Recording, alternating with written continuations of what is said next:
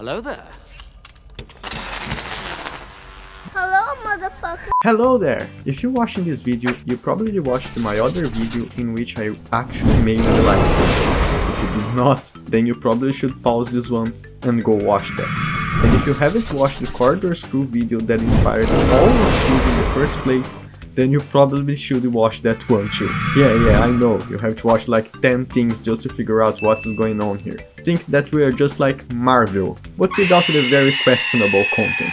No, over here we have quality. As promised in my other video, I'm going to show some things that you should know in case you're intending to do something like this yourself. Things I wish I knew beforehand to avoid some surprises along the way. And why don't we begin with one of the things that provided the most of the problems in all of the project? The tape. In the previous video I mentioned that you could peel the reflective part of the tape off the rest, but why don't we take a look in all of this peeling process? Because there's more than what meets the eye.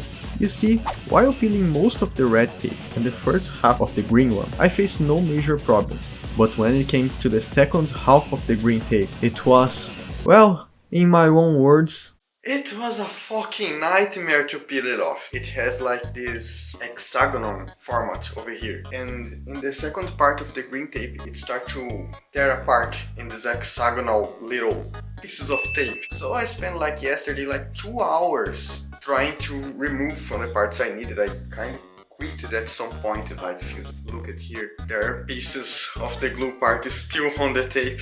I would have a lot better footage of the pieces of tape gluing in my hand if I would just keep myself in the fucking frame. But just believe me when I tell you that those things would stick relentlessly in your hand to the point of getting in the way of whatever you are doing. I also tried to scratch the tape off with a spatula, and I can't emphasize you more. Do not do this. The scratched parts will lose the retroreflective capabilities, and you just have this look like it has been painted by a 10-year-old that didn't want to paint it in the first place. If the tape shows itself too hard to peel it off, I recommend that you take the stripes that you need, even with the cumbersome glue on it and the weight, and fix them into the measuring tape with transparent tape. Use the thinner one, the broader tape that's used for boxes. It's unnecessary and it just adds a lot of weight. And also put the strings vertically, that way you will only use the necessary amount of tape. Remember that we're trying to make this thing as light as possible. But if you manage to peel the tape off without further issues, there's more things that you should know about it. The glue that you put under the tape can also interfere with the reflectiveness of the tape. It's not as noticeable as the ones caused by the scratches of the spatula. It's unnoticeable when the drill is spinning, but if the lights are low or the drill stops by any reason, they can appear. I advise you to put only a few dots of glue along the measuring tape as a reinforcement and finish with the transparent tape.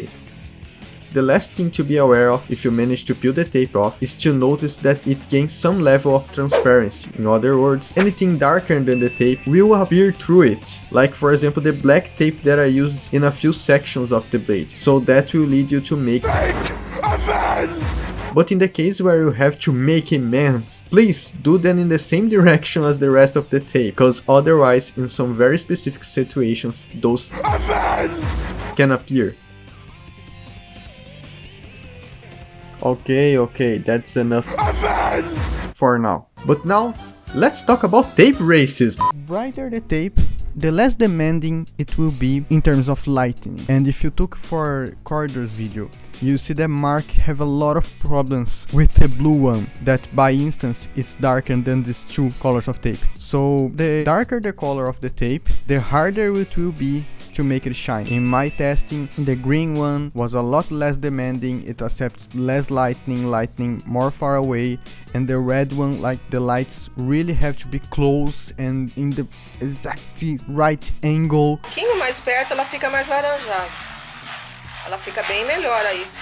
Of course, there are other things that may interfere, like the quality of the tape. Mine was very questionable, for example, but Ren had no issues with the red one that he was using. There are also camera settings, and another very important thing I forgot to mention is the tape sensibility to the different colors of light. You see, both of the colors were more sensitive towards yellow light, or the more warm colors of light, than the white bluish type of light. Again, the lighter the color of the tape, the easier to get the the green tape, it was way more sensitive to both of them, giving less trouble regardless of what lighting you have. And the red one, not so much. The red one really preferred the yellow light. Also have in mind that this could be a problem that I faced only because of my tape, since Nico had a white light and Ren's red saber didn't seem to have any problems with it.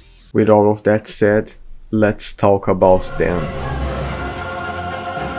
The 4 horsemen of the lightsaber demise. 4 things that you should take seriously in consideration if you're doing some shooting with those things. First of all, overheating.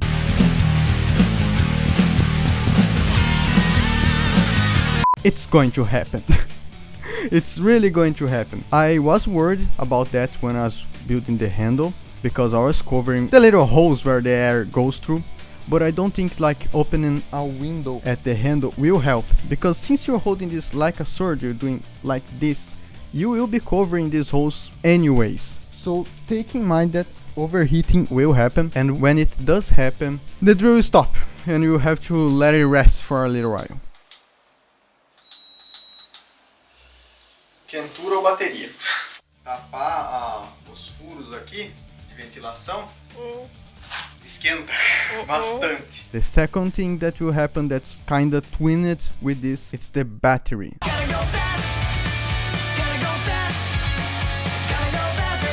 The battery duration goes really fast. You have to remember that you're pushing this drill way to the edge of what it's supposed to be doing. You have like this really long blade. That's why every gram you can take it off makes the difference. You need this blade to be really light, and even with a light blade you will be pushing the drill way over the edge. So overheating and battery issues will be a thing. It will go fast. You have to stop filming for a few moments to reload this, recharge the battery, and let it cool down for a little while.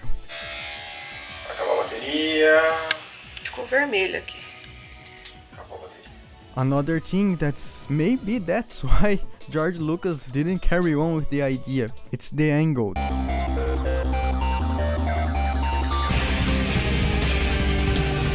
The angle between the lightsaber, the camera, and the lightning. You see, it's very catchy to keep all those 3 in check all the time while you're spinning and hitting and doing some crazy funky shit. It's really hard, and that also affects the way lighting on your shots will be. If you want to make like this really dark scene with the lightsaber, this can affect, because you will need one of 2 things: or you need lighting in all of the damn directions, or you need to be really conscious of what angles your talent will be turning the saber in comparison to the camera and the lightning and stuff like that. Because if you turn just a little bit, especially with the darker colors, the light will go off. It will just become the tape color, or it will decrease a lot the reflectiveness of the tape. So these are a few things to keep in mind. Eu fazer assim com ela muda alguma coisa? Avermelhou. Aqui tá mais laranja. Lado esquerdo da lâmpada, em cima, lado direito da lâmpada. Tenta vir com ela embaixo, se você conseguir pôr ela aqui.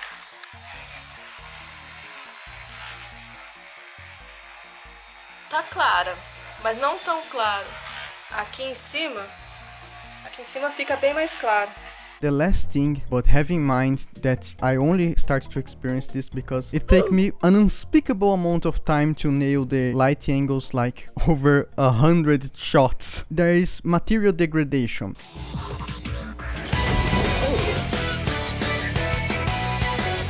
Because the amount of shots I took, the amount of time I used this, once I realized that it was sturdy enough so I can spin it and go crazy, I start to like push it to the edge, it starts to degrade the material. So the floater, the first floater, that is the one that locks the rod in place, starts to grind a little bit over there. That's not really an issue. You can just put a string of tape in there and you'll never see that happen again. But the real issue is because the drill will start to eat through the metal stick.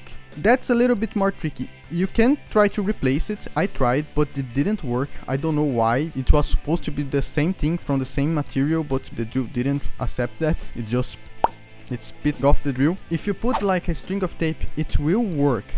But because of the overheating, the heat will start to make the glue of the tape melt a little bit, and it eventually will fall off. So it can be a little bit dangerous if anyone's walking around. Both of these can make the entire blade fall off, but the tape on the floater will solve the problem. And even with the drill heated, it's still gonna last like 2 minutes of intense shooting and spinning. I'm going to put some footage so that you can see how many spins and slashes it took for the blade to fly away. It only happened to me twice, once because of each of those situations, but that's a thing that I think I should mention to you because you can end up experiencing. But have in mind that will only happen after a large amount of use and abuse with this thing, with spins and slashes and going crazy and pushing to the edge. If you are someone that actually knows what you're doing with the lights and the camera and the angles, and you don't have to go through all these shoots I have to do, you probably won't even see that happen. You won't experience that. You can shoot your short film, your video, or whatever you are trying to do, even a longer film, if it's not going to be all the time lightsaber battles,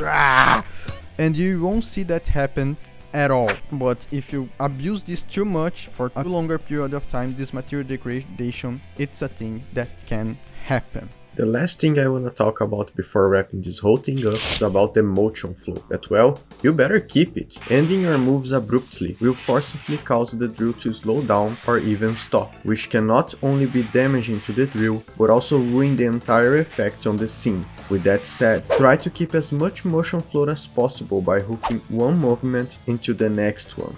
If you have to stop a strike, make sure to stop it somewhat gradually and to not transfer the power of the strike into the blade itself as you would do with a regular sword. Stop it with your wrists without making the power go into the blade. If you have to make a strike, make it as I did it right here. Adjust the angle and then do a little push with your arms and your wrists. That way the force will not be transferred into the blade.